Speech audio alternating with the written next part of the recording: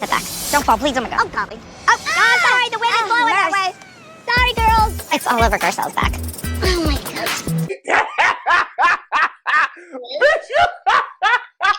Yo, it's Brian Keith, and I'm back with another video. Today, we're going to be talking about the Real Housewives of Beverly Hills. And all I can say is, if I ever had someone's ashes blow in my face, But y'all like, comment, subscribe. Let's get into the video. Yeah, let me check my shit real quick. Hotter than the fire coming out my flaming lips. You wanna play with me? You can't play in me. On the playground, bitch, you can't play with me. Got it, want it, securing the bag. Alright, so basically the girls are going to this cliff. It's like a really nice cliff. It's open to the ocean, and they're going to spread Merce's ashes. Sutton basically is planning to spread his ashes to, you know, the girls. Mind you, I didn't do last week's review just because I had a lot of stuff going on, and the episode was very much just but you know, Crystal, she found out she had high cholesterol and her blood pressure was high, and she's had to, you know, basically figure out, you know, something that goes through with her family. And she was just like, you know, it was very scary because, you know, what if she went to this whole trip and then come back to her family? So, I mean, I totally get that. Erica, she was a kiki throughout this whole episode of last episode. She was over here drunk, pissy drunk, right?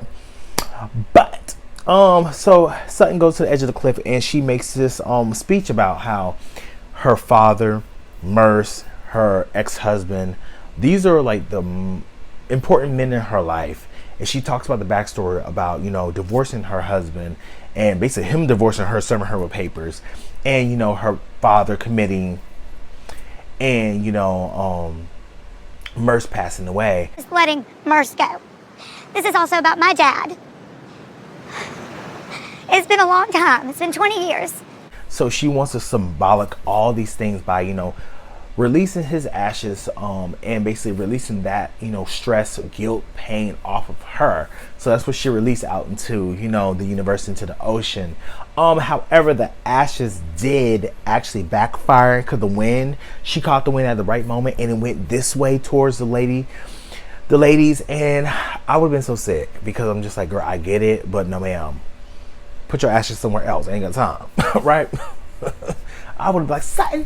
All right, let's do it. Let's do it. I think we should really throw it out there. Okay, do it. All right, now sit back. Don't fall, please. Oh my God. Oh, golly. Oh, sorry. The wind is blowing. So, you know, Garcelle goes up and she basically wants to release, you know, childhood trauma with her dad. Her dad was absent from 3 to 14. And she always feel like, you know, lonely, and, you know, not necessarily needing a man, but, you know, being in this space of, you know, loneliness, and, you know, she feel that is contribute to her father, right? Feeling alone a lot. Abandonment issues. Not having my dad in my life. So she released the feeling of that she needs a man and being lonely. She feel like, you know, sometimes you don't need, you know, a partner. It's good to have one, don't get me wrong, but it's also good to sit with self and, you know, discover who you are as a person, and then have someone come into your life accepting you for 100% of who you are, right? Crystal comes in and she's just like, you know, she releasing because her brother, he's about to be moving. She's talking about he gonna be moving forever. We see the flashback. He talking about he gonna live in Korea, I believe, or Thailand for half the year. I'm just like, girl, that's not forever, sis. But to each his own. She knows she. And Marie, she gets up there. She's just like, yeah, you know, I always present that I'm this confident, strong woman, but, you know, I have things I have to, you know, combat and contribute to. So, you know, that's what I want to release into the ocean. Dorit comes up, and every time Dorit brings up this PTSD, I just have to do like a deep sigh. Because I'm just like, girl, you really trying to lay it on thick, because I really don't buy the PTSD. For me, it gets a storyline, and I hope it's not. I want to be wrong. However, it gives a storyline. The PTSD that I live with, I'm not sure that I can guarantee that I'm leaving it here, but it feels very performative. Even when PK was talking to her, I'm just like, that's what really tipped her over the edge. I'm like, if PK not believing her, it gets performative very much. Elements I understand, there are also elements that I don't consider are PTSD. The reality is when does high maintenance blend with PTSD? Erica goes up and she just basically like, the last few years I've been very, emotional and volatile, and I contribute that a lot to you ladies. I was like, damn. Tell me how you really feel. The last 2.5 years that I feel many of you have contributed to. Right? She just basically like hit him with the knife and then turned it, right? And people just like, okay, girl.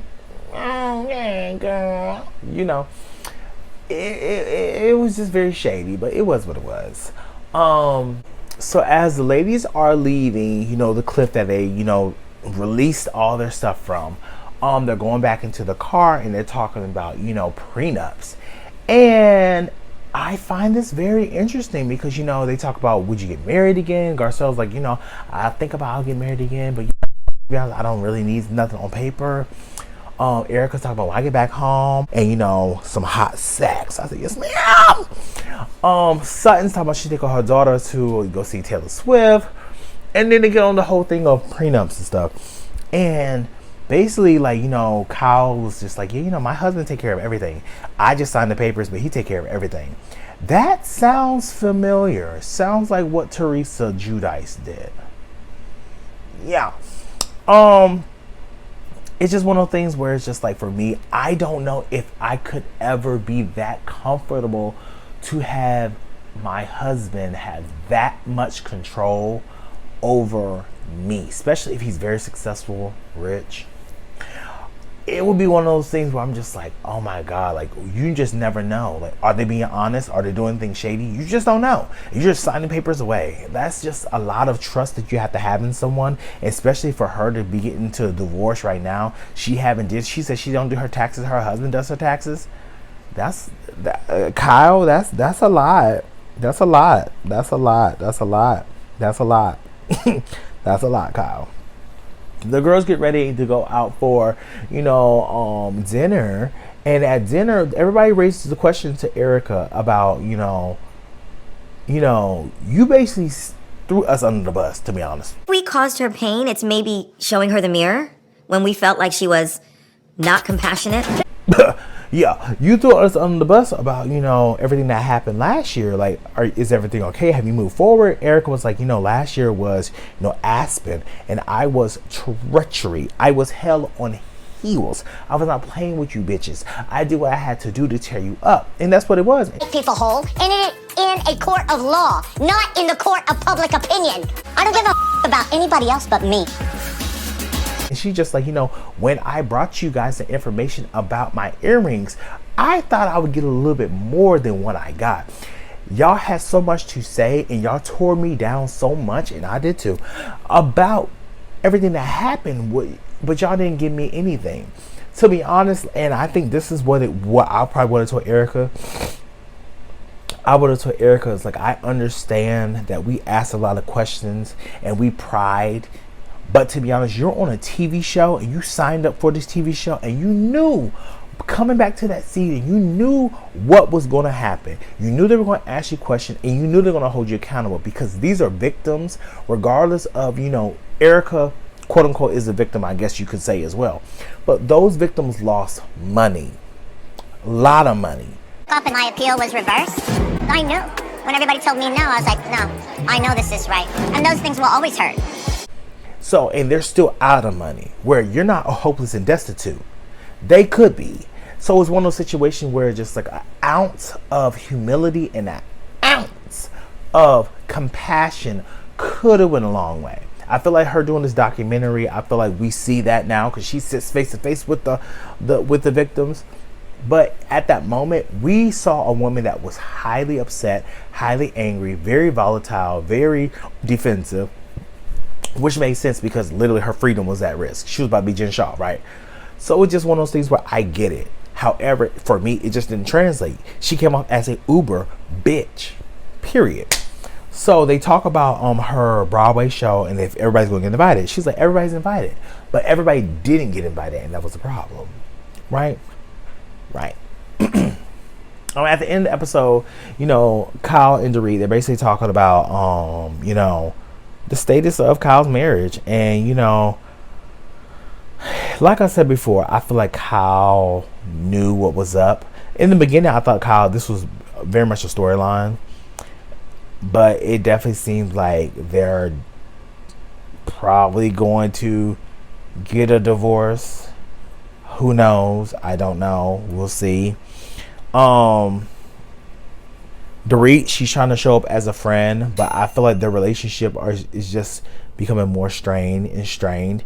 And even Kyle said in her Amazon Lives that they're not as close as it's portrayed on the show, which I'm just like, but we'll see where it goes. I'm excited for this reunion. I feel like Kathy Hilton was there, which I'm still confused on that. Like, girl, you didn't have everything. You didn't say everything you had to say last season. But let me know what you guys think, y'all. I am starting a new shift. I'm about to be on day shift, so I gotta go to sleep, y'all. Oh my god. Ooh, less hours, child. Less hours, child. Thank you, Lord. Ooh, I actually get to wake up and go to sleep as a normal person. But y'all, like, comment, subscribe, and I'll see you guys in the next video. Peace. Brian Keith, LG, Black Butte. Bet you didn't know we the Holy Trinity. Now let a God stop a y'all and break your head here. Step into the room and get up in the bed. It tastes sweet, that's cause I'm good. It tastes sour cause I'm better than the hood. Cause I get you hyper when I'm running all around. Cause